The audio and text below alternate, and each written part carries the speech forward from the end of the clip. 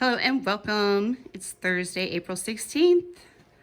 Hope everyone's doing well. Wait a few minutes for some folks to join us. Hello, welcome.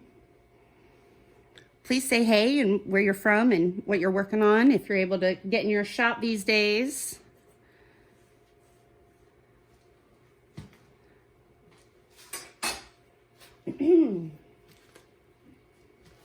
Just a reminder, we're here Monday through Friday at 2 p.m. Eastern. You can also catch Mary May at 1 p.m. Eastern on Twitch for some wood carving. And the Women of Woodworking Wednesday Live is at 7:30 p.m. on Wednesdays. So, Joe, I'll let you take it from here. All right. So, gonna do some more seat shaping today.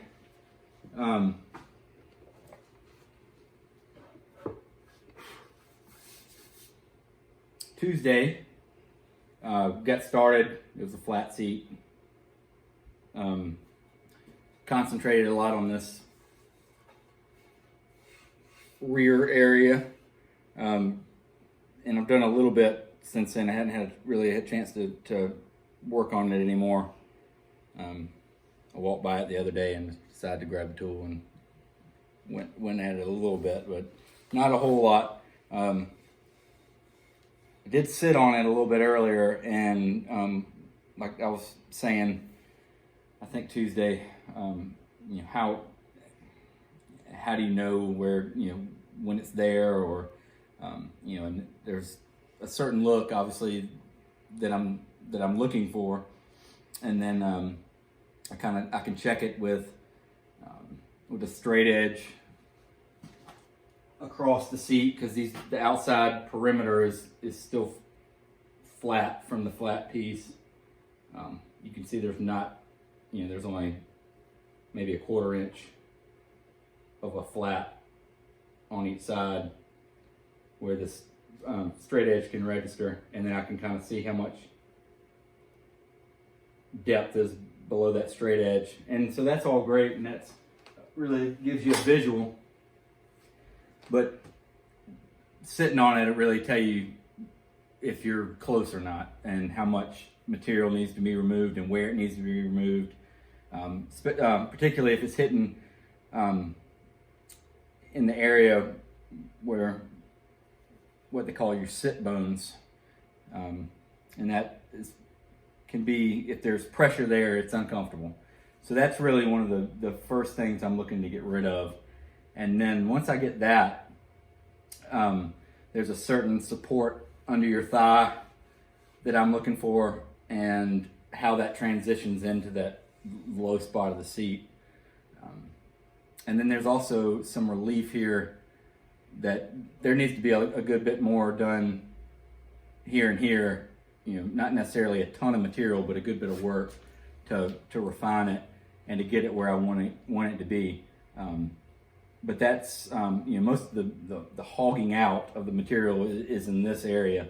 And, then I kind of move it on to the front, because that's, that's just how I prefer to do it.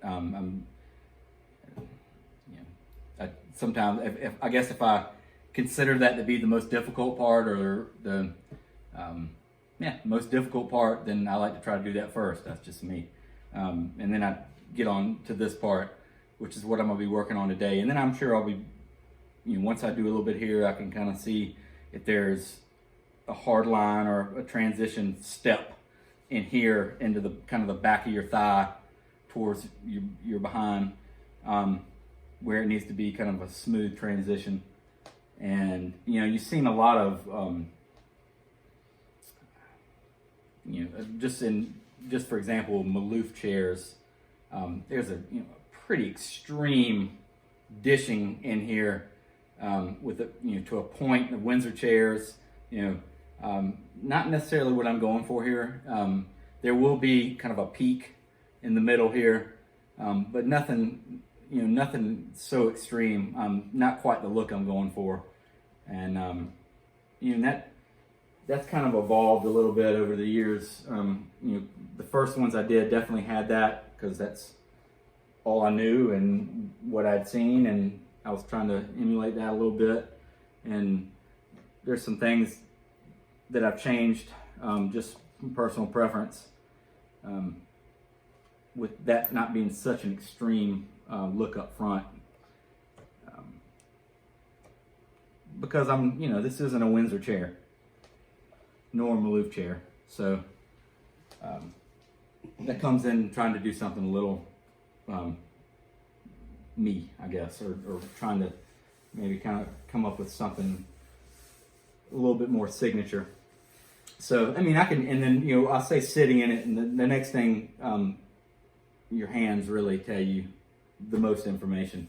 And a lot of times, especially when it gets a little farther on, I mean, I'll literally close my eyes and run my hands across it, and that will tell me where, a high spot, a low spot, a regular dip somewhere that needs to be addressed, and that's how I can see it or feel it or whatever. The next thing is having kind of a low raking light across the seat is really what tells you. It's kind of the same thing on any surface of tabletop or whatnot that you want to. That'll really tell you if there's scratches and things like that. But at the shaping stage, sitting in it in my hands really can tell me the most information. So I mentioned last week that I used the end shave. Just quickly, I grab that. Real quick before you move on to that. So for one thing, I can definitely see the progression in kind of your first couple of chairs towards now, as far as the seat depth goes. Secondly, because I do a lot of physical therapy and a lot of core work, they say to sit on your sit bones to help align everything. So how do you just know instinctively and just keep sitting on it before you're like, okay, that's not too harsh, Correct, but it's yes. still allowing me to sit. That's right. You do want to posture. sit on your sit. They're your sit bones. It's I guess it's an exaggerated or an excessive pressure to where you feel like they're sticking back. Trying to like there's a lot of it's like a hard where you're just sitting on, like, I guess with it's just a pressure thing really, and that, I mean, and it's a fine line. It's I mean, you really, it's more of like I guess it would be, maybe it's, I guess you could have it smooth and a nice shape and still have the pressure there, and not be like a bump necessarily in there, but it's just the right amount of relief in there to where you're just sitting on it squarely, or maybe, and not to where it's just putting a weird pressure on it, I guess, for lack of a better scientific explanation of that. I'm not, definitely wouldn't claim to have a lot of knowledge of, what a physician would know about your, the bones and all that. I just know from how it feels in the seat. So that's really kind of my expertise with that, or if there is, the little I've done, I still say it's little, because it's I've only done, I haven't done 1,000 seats, so I wouldn't claim to. You've done a few, but I've done a good bit, and enough to know that that I've made some comfortable seats. But it's always a progression, and always something that's evolving, and I'm learning each one. And a lot of times I get to the end and it's like, I wish I'd have done this, or a little bit more of that there, and that, you sometimes, you also got to know that everybody sits different, and how I sit may not be how the client is going to sit in it as well. So kind of just do the best you can with that. So that's about the best answer I got for that. Yeah. Welcome, new joiners. Feel free to say hey and where you're from, and please let us know if you have any questions. We're going over more seat carving today. So Tuesday, I started with the end shave, and this is kind of the point where you would either use a grinder or There's lots of shaping discs for grinders and things like that. This is what I chose to do for this one, to remove the most from the initial amount of material. Then I jumped to Travisher. I have two different ones. They're very similar in the curvature. I believe this has got a little bit more curvature than that one. But that's what I went to next. And so I'll continue with that. But I also wanted to point out that in some of my earlier seats, I relied a lot on rasp. And that's something and that's a lot to do with this front part. I do have a curved rasp that could get down into the lower part of the seat. I choose not to use that right now. These are great though for kind of doing the rough shape. There's lots of different grains of these, and you can get a pretty fine cut. So I occasionally will pick these back up, and depending on the shape, this one isn't so shapy in the front, so I don't really, that's not what I'm gonna choose this time, but definitely an option, and a fun option. It's really, not that these aren't sculpting, but you really feel like you're sculpting using rasp. So that being said, stop talking a little bit more and kind of decide where I'm gonna go with this. I actually like, instead of that really deep under the thigh relief, I kind of like that lift under your thigh. You saying you like a butt lift? A butt lift, yes. I do like a butt lift. Or, yeah, I guess it'd be the thigh lift and the butt low, but yeah, butt drop. But yeah, it's just kind of, I like that support, I guess, under your thigh and then going down, transitioning into the seat. Now, I will relieve the front edge, and that's where a lot of the shape, and it's almost a little bit of an illusion of how much it is shaped out, because it's really, the last 3/4 of an inch towards the front of the seat that are relieved the most. So if I step over here, am I gonna be out of the camera? No, I think I'm. Okay. So while we're sitting there talking, I saw kind of a high spot.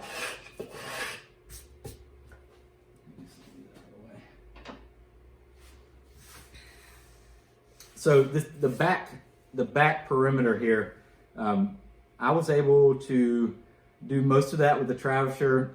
You're limited by the amount of sweep there is. This is something that can be done with a gouge to kind of define that back edge.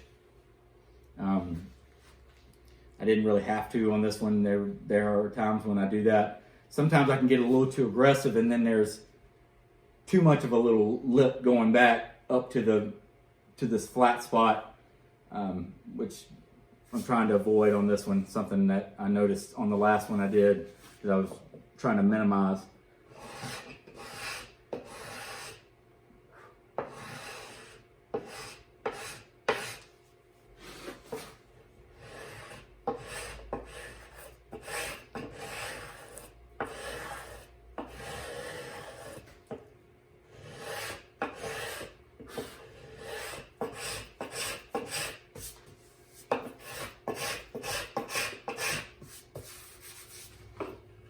Yeah, let us know if you have any questions.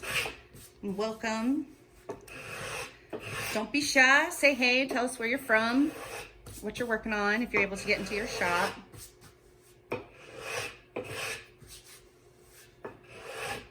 And just a reminder, all of these lives are recorded and then added to our YouTube channel at Joseph Thompson Woodworks. So if we cover something here, excuse me, that you want to go back or have a question about something, you can always go back and see previous lives from the past couple of weeks on there. So, and yesterday was a very good Q&A. Even though it ended up being more like about tools and stuff, we got some great questions. But one question that has been talked about, I think, on all of your social media channels are your decision to do this work by hand versus using a grinder. a lot of people are like, oh, I just use a grinder, you know, to save time. Other people are saying, yeah, I thought I was the only one that did that, or, you know, always kind of go for the hand tools. And so it's been interesting to see the responses and kind of chat with y'all about just the preference of using hand tools versus grinder.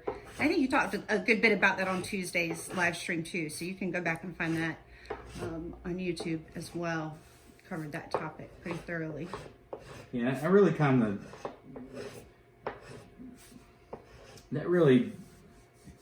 it's really kind of a personality choice too, really. It's just kind of like how you want to get there. There's no better way, I guess. I mean, there's not anything that makes one better than the other.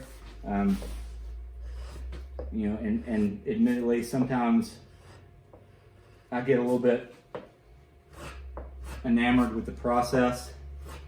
But I mean, this is why I love to do, you know, this is part of the reason why I love to do this. And, you know, I'm not going to deny myself that if I can, if I don't have to. And that's, you know, and that's just a choice. And that doesn't say that there won't be times where, hey, if I got a set of 10 chairs or something and I need to get to a certain point as fast as I can, then I might go to that. And then I might make a mistake and be like, why did I do that? I should have just listened to myself. And speaking of mistakes, kick the I should have just, you know, done it how I felt comfortable with. And so that just becomes a choice of how you want to work and what enjoyment you get out of, you know, maybe you just get the most enjoyment about getting it done the fastest you can. And, or, you know, some people just like power tools. Yeah, nothing wrong with that either. But I really like to do this by hand, and it's just I can't really see. You know, it's not like I'm trying to shape this with my teeth or something. It's not that slow. So, not whittling a chair out. Yeah. So it's, you know, there's really no right or wrong way or better way as far as that's concerned. That just becomes a preference of your style of work and how you know, sometimes it's a question of, hey, are the babies asleep? And I get down to the shop and can I run this grinder or can I run this hand tool? You know, not to be silly, but that's, you know, things that have to be considered sometimes. You know, not so much for us, you know, right now, but it's definitely something to consider because our shop is downstairs. So. All right, so if I turn this seat around, will you think that could? You do what you need to do, and I just wonder how if they're going to be able to see this front as much if I. Yeah. I might try it at least and flip it around. We'll see. Flip it around. Let's give it a shot. Hope everyone's doing well today. All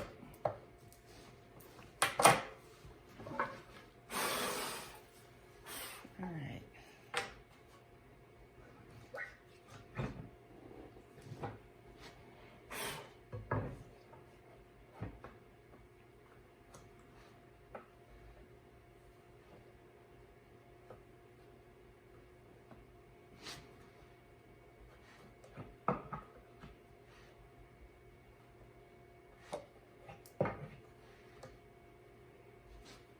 A little bit here, a little bit there. I love providing commentary. It's needed. In the still moments. I miss my calling as a Mystery Science Theater robot. Someday. Okay. So, got a lot of pressure on there. All right. So am I out of view? You're fine. Okay. So I do have a faint little pencil line there that I'm looking at. You can see I'm really That's the front, kind of the front edge where I'm really relieving that material.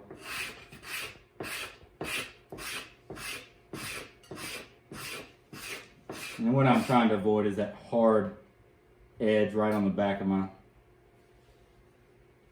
leg.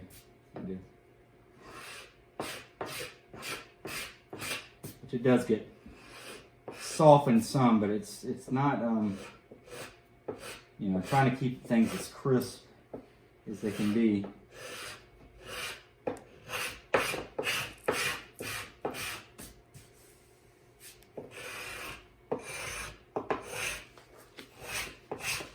And I'm also working, so that's the very front center, and about 4 or 5 inches back, I've got a line, then it starts to dive, and so then I'll take from the back of that line, kind of radiating out in a fan, lowering it so it's not just hard angles in there. They kind of flow up towards the center. So then you'll see me working from that center line back down.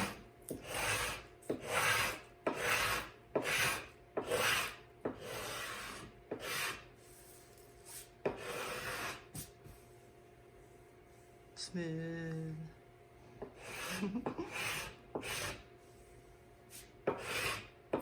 Actually, not so smooth. I know. I was like, kind of scalloped. Someday. But it is. I am looking for, you know, a big hill or a big drop. Sure. So it is telling. It's still relaying the information.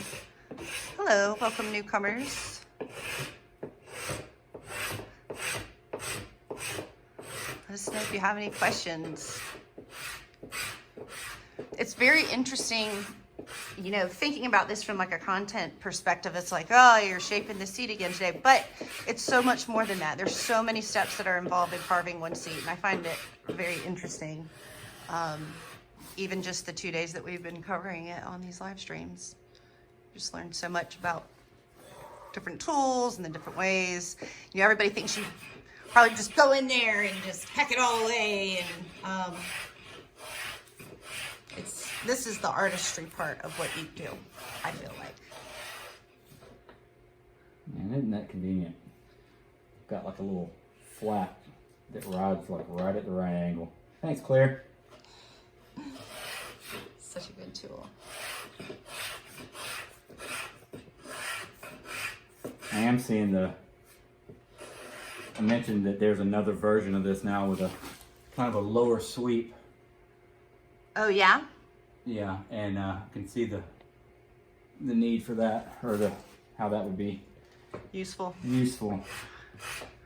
Yeah, I got a little carried away over here.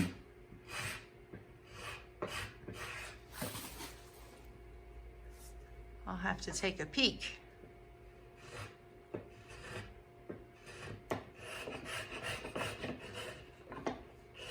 Ryan. Hello, bud. Where you been? Where you been, Ryan? He says, what's your work holding setup there, good buddy?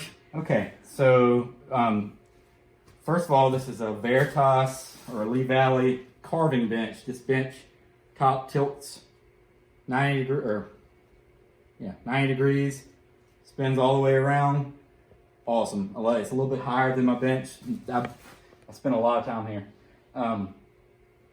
Then I have round bench dogs, and then this little guy that goes in a round bench dog. Is he new? Huh? Is he new? Yeah, this is actually I bought this from my dad, and I went and took it back from him. Because I've got some, but they're like screw, and it takes a year to get it to where it needs to go. So this kind of just freely slides up, and then a little cam action locks it in. Pretty sweet. So that is my holding action there. I'll try to get a view of that one. So there you go.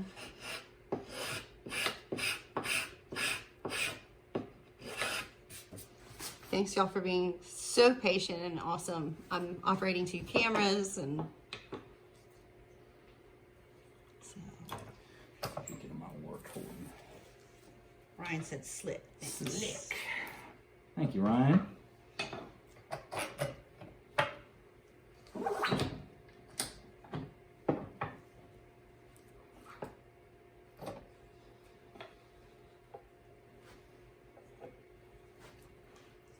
get to where I need to be. That's all right. It's okay.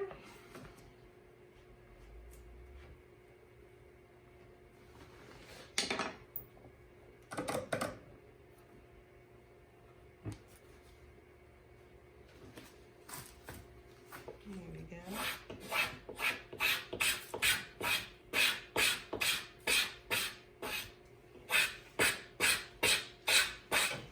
So this is obviously, it's a curved spoke shave, but it's a flat blade. So I'm not doing as much scalloping as I am with the Travisher.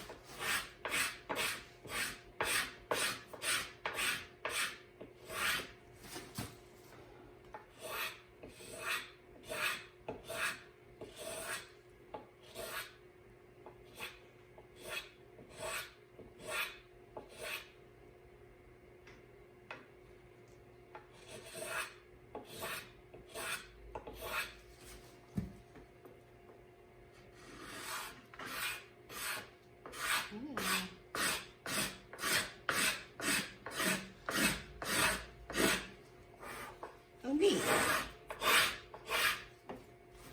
Dory Gino says ciao. He is from, I can, excuse me, not pronounce this city right. Fierns, Italy? I know. I'm going to go see how to pronounce that. So thank you. Hello, Dory Gino. We haven't had Italy here in a bit. It's always neat to have people from all over the world join us. It's pretty awesome. Well, even last night on my stream, you know, you talk to people from Iowa, and we're here in South Carolina, and even speaking to people places like Florida that are kind of close by, and then it's awesome to speak to overseas followers and things too. So thanks for saying hello.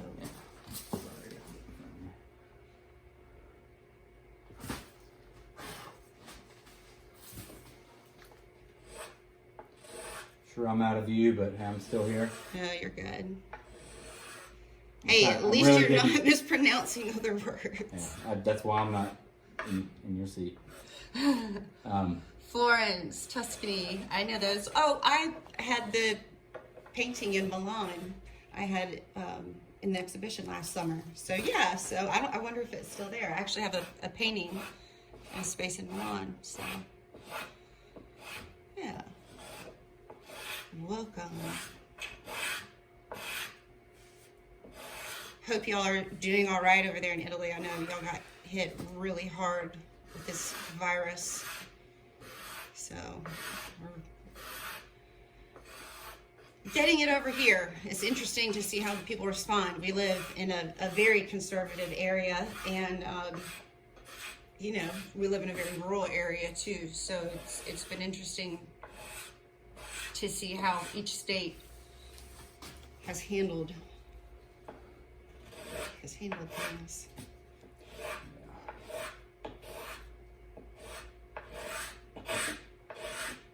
So we talked a little bit about, you know, I was discussing some of the wood planes I made yesterday, and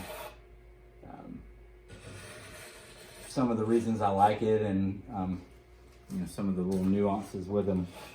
This is a wood-bodied spoke shave. I did not make this. This is Caleb James made this one. It's got a whole different feel. I have my Lee Nielsen flat and curved spoke shades that I use a good bit, and more recently got the little H&T Gordon small little round spoke shave that I love as well. Yeah. It's wood and it's brass body. This is persimmon. and it is round, and it's just it's kind of a different way to use it. You can take a deep cut by holding it, concentrating your cut more on the flat or the back, I guess, even though the blade's in the front. But if you're tipping it forward and kind of riding this front edge, you can really take light cuts. And instead of the metal body, the Lee Nielsen kind of setting your blade and it is what it is, you're either taking a light cut or a heavy cut. And at this point when I'm kind of refining shape and just, or actually just maybe setting the shape, being able to take a heavier cut and then a super light cut on the same tool is pretty neat. And it took me a while to get used to this one. I won't lie, it's different.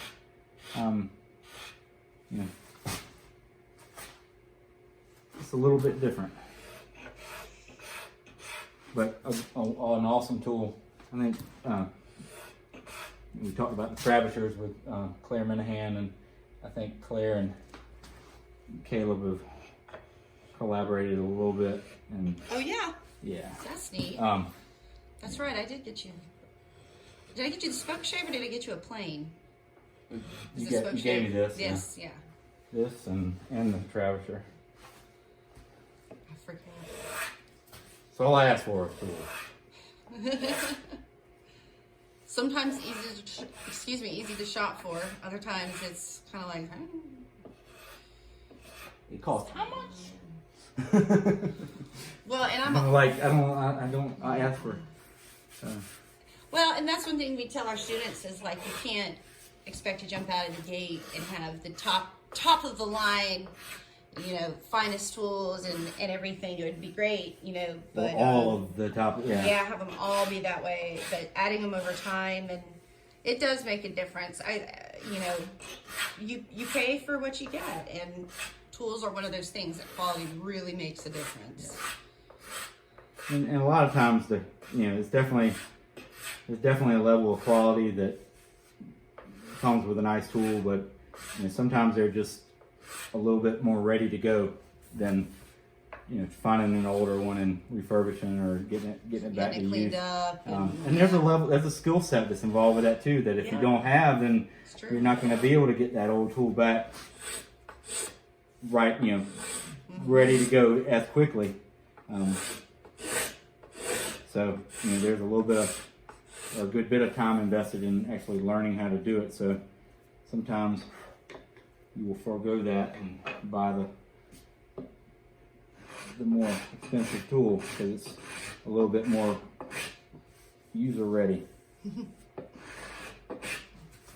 Believe it or not, it's 2:35. So if anyone has any other questions or anything, now is a great time to get them in, and I'll give us a few moments because I know there's the lag, so you guys can get those in. But yeah, tomorrow is Friday.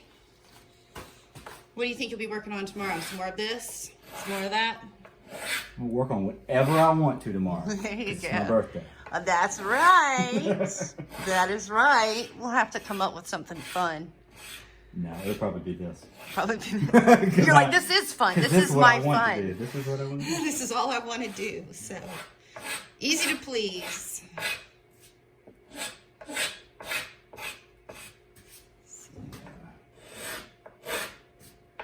The only thing I can't do with this metal spoke shave that I really like to do with the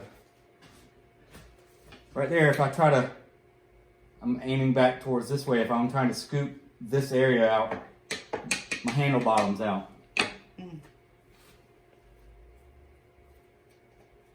Talked about modifying tools yesterday. Take the handle off. Get a lot more areas. Sometimes I will use these without handles exclusively in a chair seat. There's a lot of places where they can bottom out.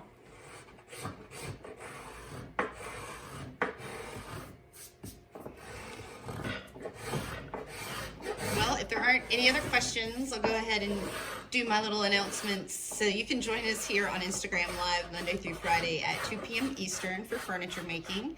These are also recorded and added to YouTube, so find us at Joseph Thompson Woodworks, and you can see today's live and all of the previous lives for the past few weeks. You can also join Mary May Wood Carving at 1 p.m. Eastern on Twitch for some free wood carving lessons.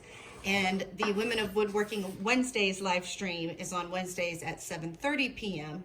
So be sure to join us for that one as well. And anything else you want to add for the day, Joe? Anything that you wanted to cover? Yeah, I don't think so. You Just do?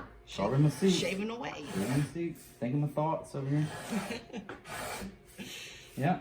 So thanks for joining us. Yes, thanks for tuning in. We'll see y'all tomorrow.